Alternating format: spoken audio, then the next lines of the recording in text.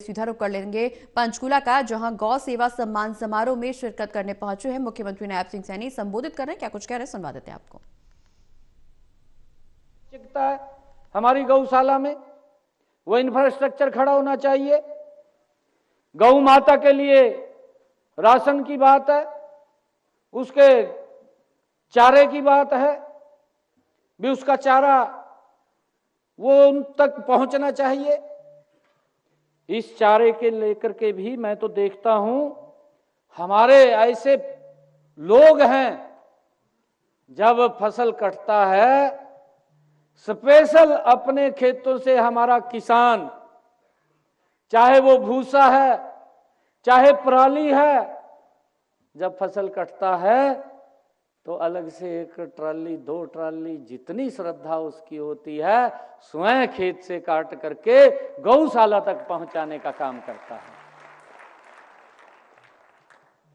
क्योंकि हमारे एक गौ माता के साथ, क्योंकि गौ माता हमारे लिए एक ऐसा, हमारी गौ माता है कि जिसको भगवान श्री कृष्ण ने जंगलों में स्वयं चराते थे, उससे प्यार करते थे, स्नेह करते थे।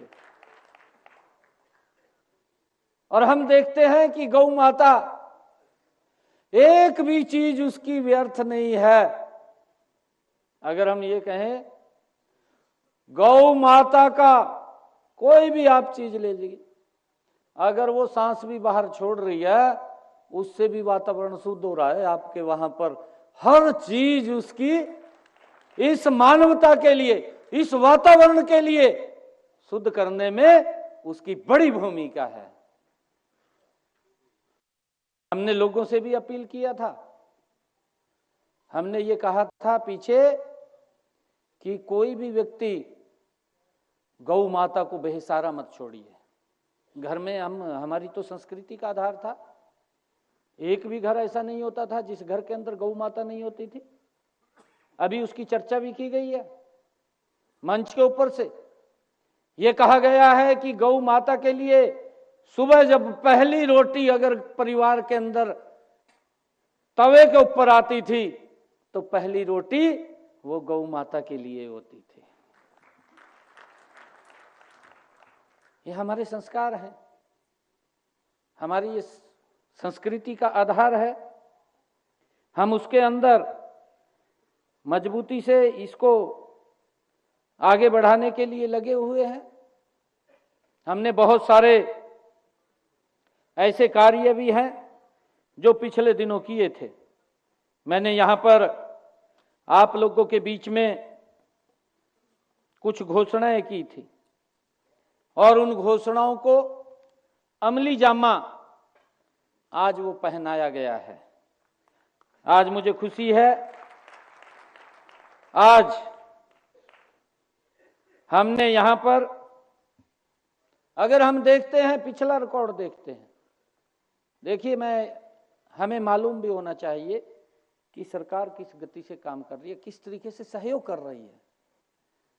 हमारे जो समाज के बामाशाह हैं वो भी आगे आकर के सहयोग करते हैं, वो पूछते नहीं हैं, वो गौशाला में आते हैं। आजकल तो मुझे इस बात की बड़ी खुशी है, और क्योंकि हमारे जो समाज है वो समाज उस तरफ बढ़ रहा है।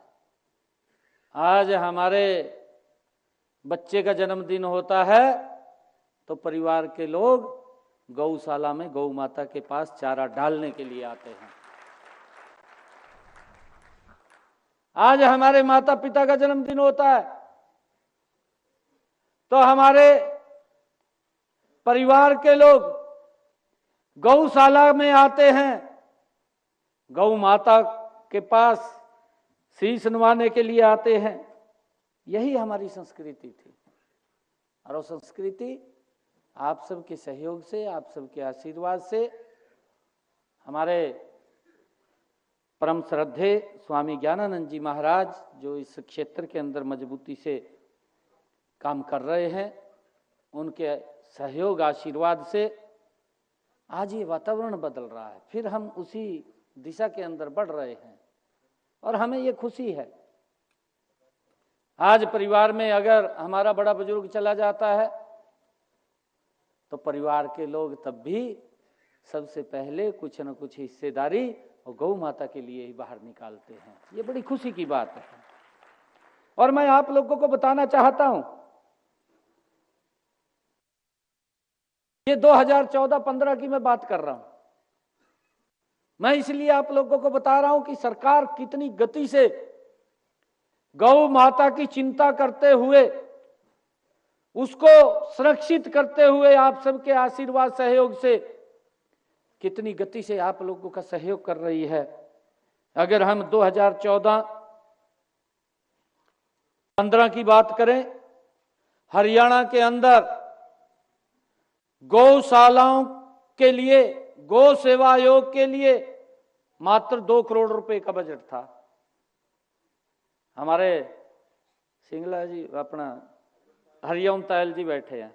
हरिओम तायल जी मेरे को, जब तो मैं विधायक भी नहीं बना था, एक बार हमारे नारायणगढ़ में एक विषय हो गया था, तब मैं मिला था हरिओम जी को, वहां आए थे, तो मेरे ख्याल से उस समय की बात है, मात्र 2 करोड़ रुपए का बजट होता था। ऐसी स्थिति थी। और आज क्या स्थिति है? ये मैं 14-15 की बात कर रहा हूं। 14-15 में मात्र गौ सेवा आयोग के लिए 2 करोड़ रुपए का बजट। आज मुझे गर्व है इस बात का आप लोगों के बीच में बताते हुए कि ये सरकार लगातार गौ माता को सुरक्षित करते हुए, उसका संरक्षण करते हुए, उसको सुरक्षित करते हुए सरकार ने इन 10 वर्षों के अंदर गौ माता के लिए 510 करोड़ रुपए का बजट खड़ा कर दिया है। कहां 2 करोड़ रुपए, कहां 510 करोड़ रुपए।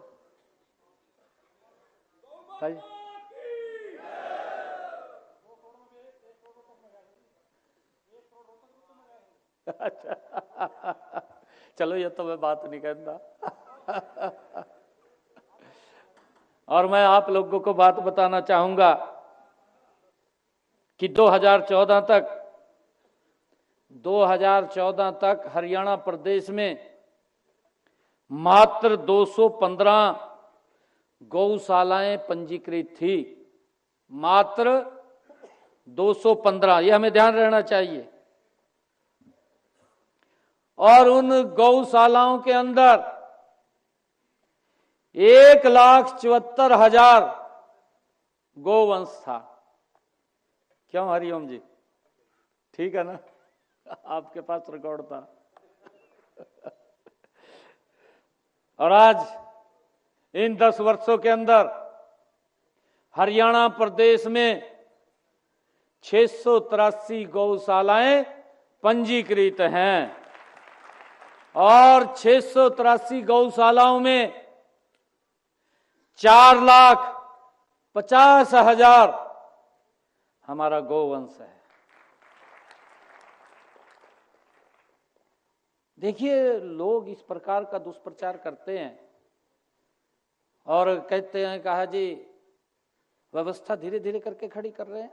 हमने अगर कानून भी बनाया है गौ माता के लिए, उसके संरक्षण के लिए, उसकी व्यवस्था भी खड़ी की है और व्यवस्था के अंदर धीरे धीरे हम उसके ऊपर आगे बढ़ रहे हैं। आप सबके सहयोग से बढ़ रहे हैं, परंतु इस प्रकार का दुष्प्रचार करने लग जाते हैं। वही मैं आज आप लोगों के बीच में, आज तीनों हमारे जो प्रतिनिधि हैं, प्रमुख लोग हैं, हमारे त्रिदेव हैं, इसलिए आपको बुलाया है। नहीं तो कई लोगों को जदोर कुछ नहीं मिलता, गौ के दो रखड़ों का फोटो तरवाया का, कहा जी वो बेसहारा घूम रहा का, सरकार इतने वो कर रही है।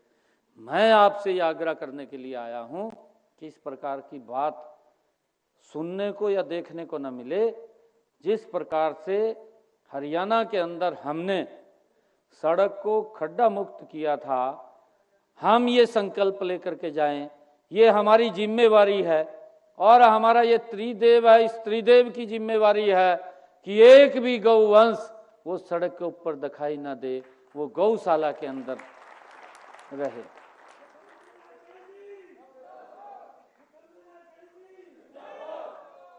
मेरा ये आप लोगों से आग्रह है। और मुझे ये भी बताते हुए, हमने गौशालाओं के अंदर पिछले 10 वर्षों में इनका 2 करोड़ का बजट था मात्र, और मैं आपको बताना चाहता हूं कि पिछले 10 सालों में हमारी सरकार ने गौशालाओं को चारे के लिए 270 करोड़ रुपया पहुंचा दिया है। वो उन तक पहुंच गया है पिछले 10 वर्षों में। और इससे अलावा भी हमने गौशालाओं के अंदर 350 शेडों का भी अलग अलग गौशालाओं में निर्माण करवाया है। ये सरकार क्योंकि गति से काम करने वाली सरकार है, और मुझे ये खुशी है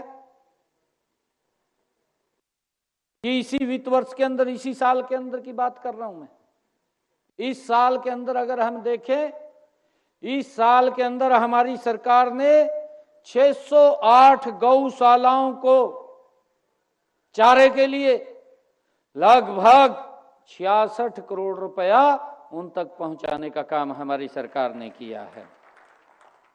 और मुझे ये भी खुशी है कि हमने जो कहा था उसको पूरा हम कर रहे हैं कि गौशाला आत्मनिर्भर बने, और उसी की दृष्टि से हमने 2 रुपए यूनिट तो बिजली का किया, परंतु गौशाला आत्मनिर्भर होनी चाहिए, उसका 2 रुपए भी खर्च ना हो, उसके लिए 330 गौशालाओं के ऊपर सोलर पैनल लगवाने का काम किया है।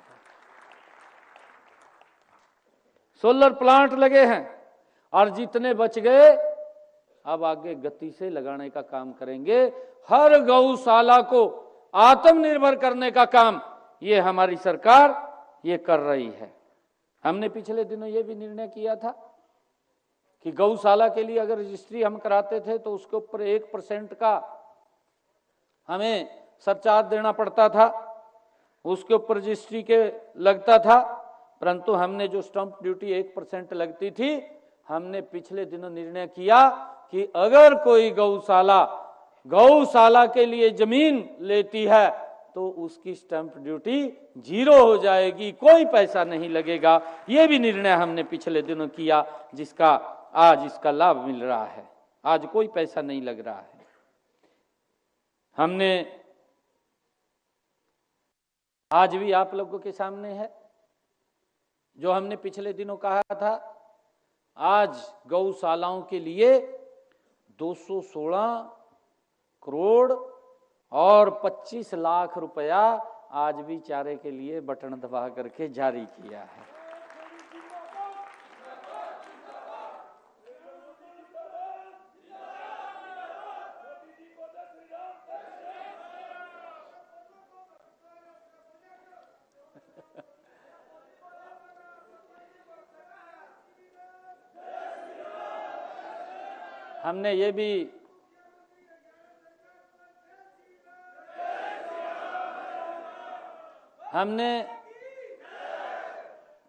हमने ये भी निर्णय किया कि गोवंश की स्वास्थ्य की जांच के लिए पशु चिकित्सकों की हमने उसके अंदर ड्यूटी लगाई थी, और ताकि गौ माता के स्वास्थ्य की जांच समय समय पर होती रहे, कोई किसी को दिक्कत हो तो तुरंत उसकी जांच करके उसको दवाई दी जा सके, उसको कोई दिक्कत समस्या ना हो। और हमने ये भी कहा था कि सप्ताह में 1 दिन डॉक्टर्स जा करके गौ माताओं को देखेगा, चेक करेगा, और अगर कोई दिक्कत है तो उसको इलाज भी करेगा। इसके लिए भी हमने जो हमारे VLDA के डॉक्टर्स हैं उनकी वहाँ पर ये ड्यूटी लगाने की हमने बात की थी, और उसके साथ साथ मोबाइल पशु चिकित्सालय वो भी अपनी गौशालाओं को सेवाएं दे रहे हैं ताकि उनको कोई दिक्कत, कोई समस्या ना आए। और हमने पिछले दिनों ये भी कहा था कि जो हमारे गौशालाएं हैं, जिसमें नई गौशालाओं के लिए CLU की आवश्यकता है, उसके ऊपर भी कोई चार्ज नहीं लगेगा। CLU भी अगर लेना पड़े तो वो भी फ्री में होगा। और ट्यूबवेल लगवाने के लिए भी कोई परमिशन की जरूरत नहीं पड़ेगी, आप ट्यूबवेल लगवा सकते हैं। गौशाला के अंदर अगर ट्यूबवेल लगवाना है तो उसकी भी कोई ज़रूरत नहीं पड़ेगी, तो वो भी हमने इसके अंदर वो कहा था। और मुझे खुशी है कि हमने कुछ गौशालाओं के अंदर बायोगैस प्लांट, ये इसी का एक हिस्सा है कि गौशाला को आत्मनिर्भर करना। अभी आप बाहर एग्जीबिशन लग रही थी, आप सब लोगों ने शायद देखा होगा। आज गाय के गोबर से, मेरे को डॉक्टर बता रहे थे अभी, गाय के गोबर से जो प्रोमो DAP खड़ा किया है, जिसका निर्माण किया है गाय के गोबर से, वो डॉक्टर साहब बता रहे थे कि DAP का तो 2 थैले गिरने पड़ेंगे और इसका 1 थैला गिरना पड़ेगा, प्रोमो का 1 थैला नहीं, उन्होंने 2 बताए। अच्छा, DAP का 1 और प्रोमो के 2 थैले प्रोमो के, और उससे ज्यादा उत्पादन होगा। और खेत के अंदर किसी प्रकार का भी कोई पेस्टिसाइड उसके अंदर, उससे बचेंगे और हमारा ऑर्गेनिक की तरफ बढ़ेंगे। आदरणीय प्रधानमंत्री नरेंद्र मोदी जी को मैं धन्यवाद करना चाहूंगा कि उन्होंने इस बात की चिंता की है।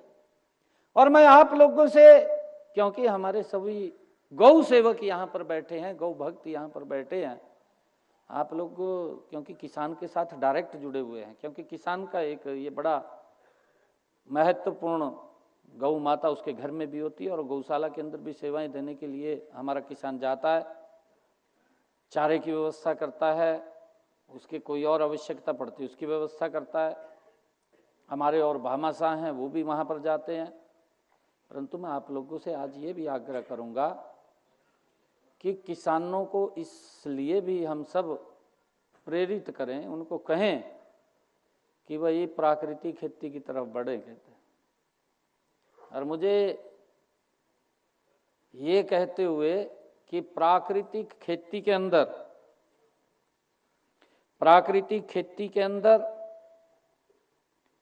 जब हम बढ़ेंगे तो हमारा वातावरण भी शुद्ध हो जाएगा, इतनी ज्यादा बीमारियां फैलेगी उससे भी बचेंगे, और उसकी तरफ हमें बढ़ना चाहिए। आदरणीय प्रधानमंत्री जी ने उसके लिए एक बड़ा बजट की भी घोषणा की, पिछले बजट के अंदर बजट दिया है ताकि हम इस पेस्टिसाइड से बचें, इन बीमारियों से बचें। आज कितनी बीमारियां हैं, उनका नाम भी नहीं पता चलता, किस किस प्रकार की बीमारियां आ जाती हैं। अभी आपके सामने है कि गौ माता के अंदर भी एक बीमारी आ गई थी, लंपिक बीमारी आई पूरे देश के अंदर। मैंने बाहर पता किया तो कहा पाकिस्तान के अंदर भी है। हम नजदीक के जब देशों में पता किया कि यहाँ पर भी क्या बीमारी है, तो ये पूरे के पूरे उसमें थी। और कितना हमारे यहाँ तो इसकी वैक्सीन बना करके तुरंत गौ माताओं को लगाने का काम गति से नरेंद्र मोदी की सरकार ने और हमारी ये डबल इंजन की सरकार लग करके गौ माताओं को वैक्सीन लगाने का काम किया, जिससे कि उनको दिक्कत समस्या ना आए, उसको हमने गति से आगे बढ़ाया है ताकि इन बीमारियों से भी हम बच सकें। इसके लिए हम प्राकृतिक खेती की तरफ भी किसानों से आग्रह कर सकते हैं कि भाई इससे हमें बचना चाहिए, क्योंकि जितना पेस्टिसाइड अगर खेत में वो डालेगा उसका असर कहीं ना कहीं उस चारे के माध्यम से वो गौ माता में भी जाएगा, हमारा अगर कोई और पशु है उसके अंदर भी जाएगा और उसके माध्यम से हमारे शरीर में आ जाएगा। इस बात को हमने बिल्कुल ध्यान करके करना चाहिए।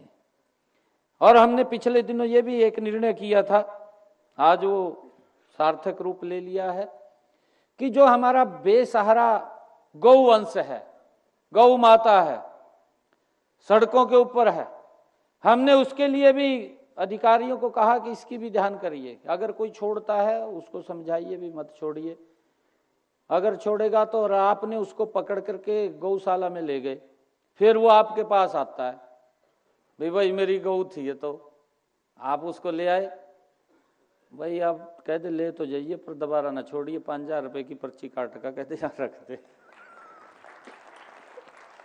उसके लिए मैंने कहा है कि एक सिस्टम बनाना है, ये अगर गौशाला में से दोबारा लेके जाता है, क्योंकि भाई तेरी जिम्मेवारी है, आप इसको घर में रख करके उसके चारे की व्यवस्था कीजिए। अगर बाहर घुमाना भी है तो आप साथ जाइए उसके। जाते हैं ना गांव के अंदर, एक व्यक्ति जाता है ना घर में से, मैं भी पाड़ी था, हमने भी चराया। घर वाले कहते थे कहा ने लेकर जा कहा बाहर पशु, तो हमने भी जाना पड़ा था। हम तो सारे ही पाड़ी हैं। पाड़ी पता किसनु कहा? पालनहार को बोलते हैं पाड़ी, जो पालनहार है, जो देख रेख करता है।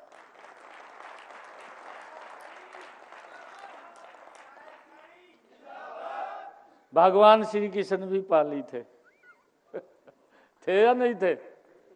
हैं? हम सब हैं। क्योंकि कई बार हम ये भी सोचते हैं कि ये काम करूं ना करूं, पता नहीं कौन क्या कहेगा, करेगा क्या, ये तो हमारा काम है, परंपरागत काम है। और उसके कारण से हम अपने परंपरागत कामों को भूल गए, और भूल गए तो उसका आज हमें दुष्परिणाम हमारे सामने आ रहा है।